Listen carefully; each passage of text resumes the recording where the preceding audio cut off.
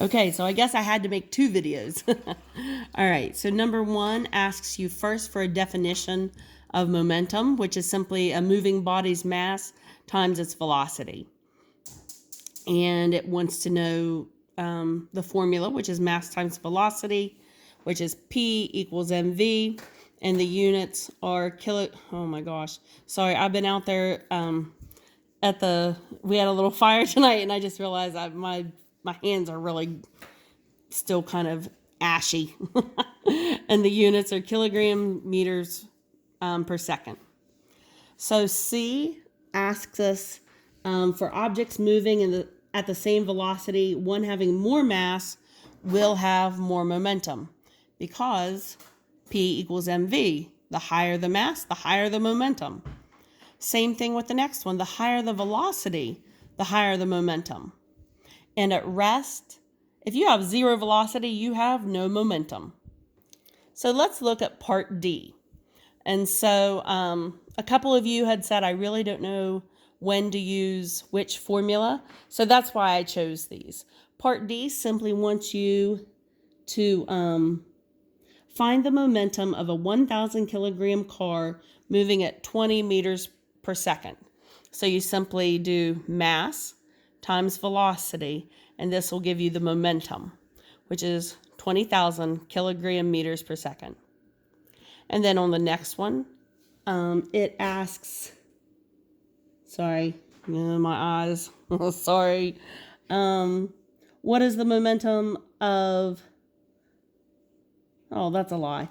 The next one, I'm trying here, guys, is compare the momentum of a 2,000 kilogram van moving at 30 meters per second with a 5,000 kilogram truck moving at 12 meters per second. Okay. So I just set them up beside, or one on top of the other. 2,000 times 30, well, that is 60,000 kilogram meters per second. Same thing, 5,000 times 12. So even though this is heavier, it's moving at a slower rate. So the momentum is still 60,000 kilogram meters per second. So what's that mean when we compare them? It simply means they would both be equally difficult to stop.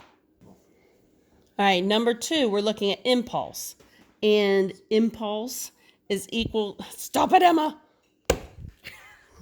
I'm going to strangle my children. All right, impulse is equal to force times time.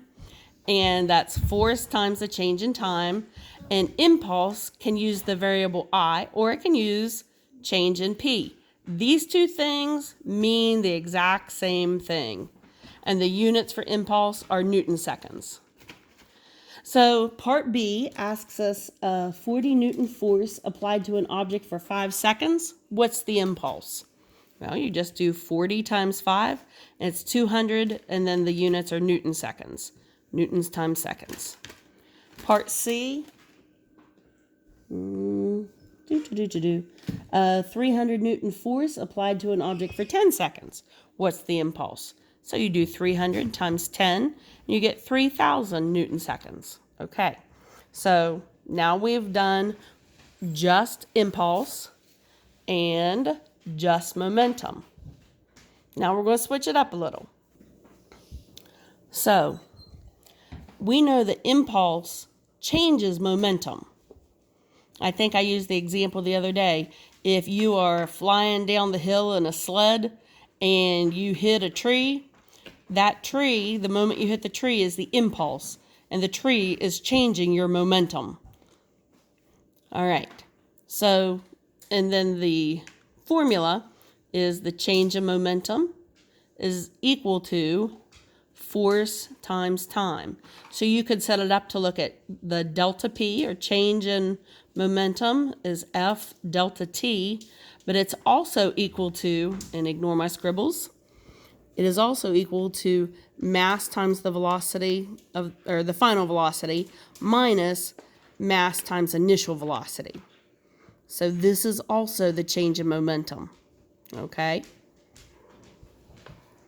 So part B, we're getting a problem now.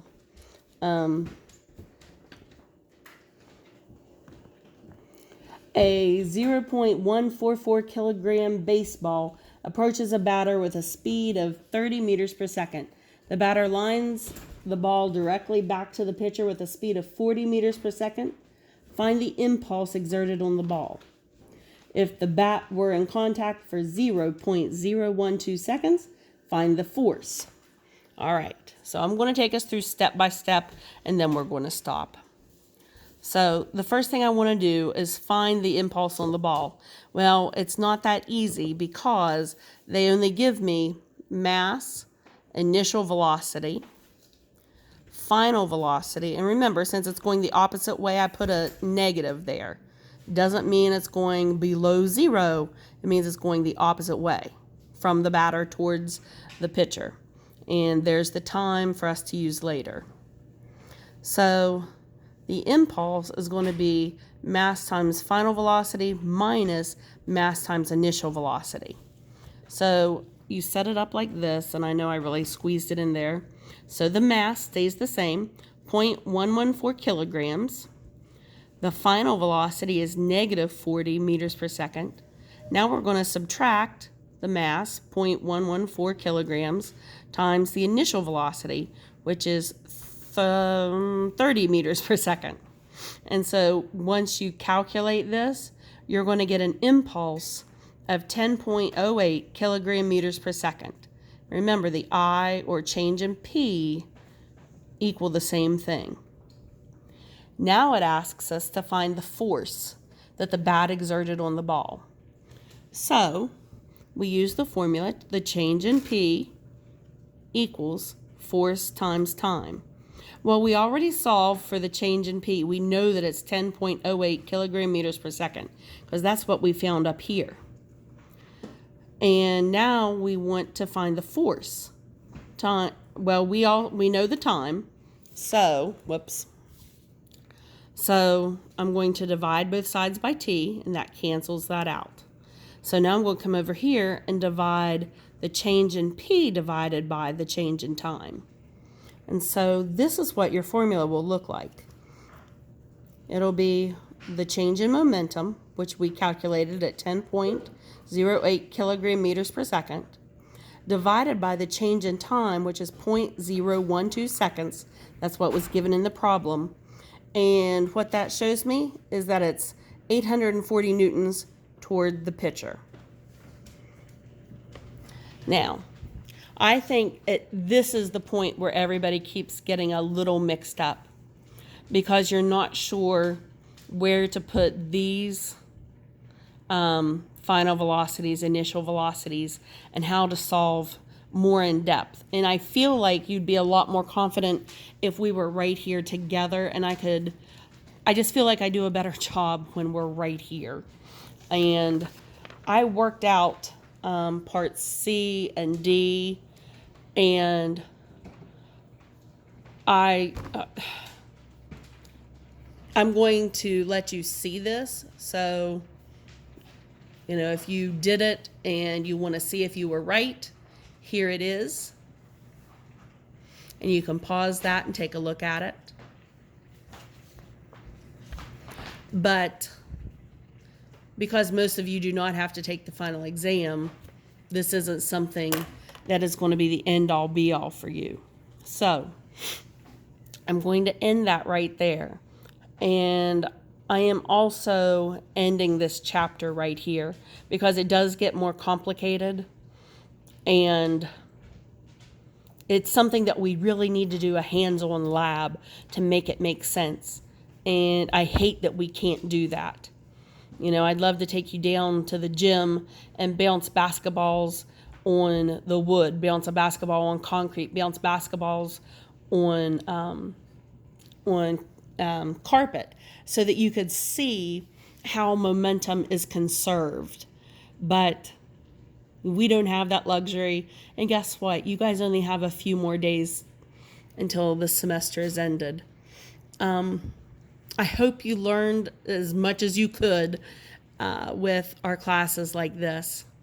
And I really miss your faces, guys. I hope you all have a wonderful end of the week. And that's it for your physics class. So goodbye to all of you, and I will send you probably a oh my gosh, that's my dog, just scared me to death. I will send you guys a final video towards the end of the week. All right, love you all. Stay safe. Bye bye.